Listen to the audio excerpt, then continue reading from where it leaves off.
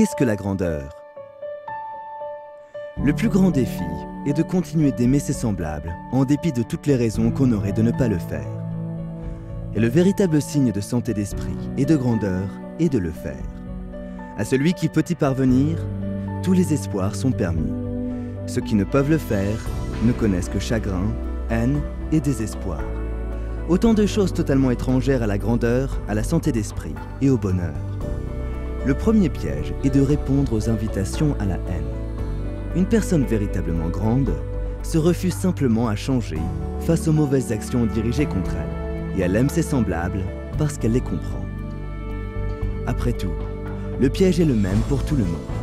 Certains n'en sont pas conscients, certains en sont devenus fous, certains agissent comme ceux qui les ont trahis, mais tous, absolument tous, sont dans le même piège. Généraux, balayeurs, présidents, détraqués. Ils agissent comme ils le font parce qu'ils sont tous soumis aux mêmes pressions cruelles de cet univers. Certains d'entre nous subissent ces pressions et continuent malgré tout à faire leur travail. D'autres ont succombé depuis longtemps et délirent, torturent, se donnent en spectacle, comme les esprits égarés qu'ils sont. Nous pouvons comprendre au moins une chose.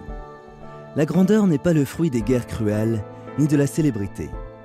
Elle procède du fait de rester fidèle à son sens moral, de la persistance à aider les autres quoi qu'ils fassent, pensent ou disent, et, malgré la violence des attaques dirigées contre soi, de persévérer sans modifier son attitude fondamentale envers l'homme.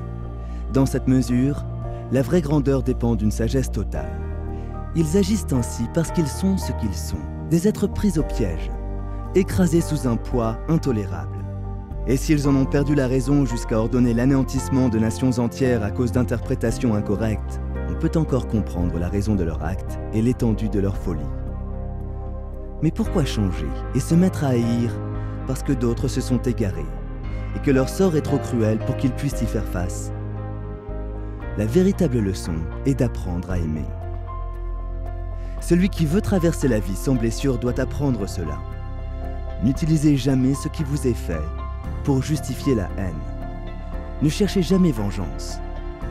Cela demande une force réelle d'aimer l'homme et de l'aimer en dépit de toutes les invitations contraires, de toutes les provocations et de toutes les raisons de ne pas le faire. Le bonheur et la force ne durent qu'en l'absence de haine. Haïr mène au désastre. Aimer mène à la force. Aimer en dépit de tout est le secret de la grandeur. Et il se peut très bien que ce soit le plus grand secret de cet univers.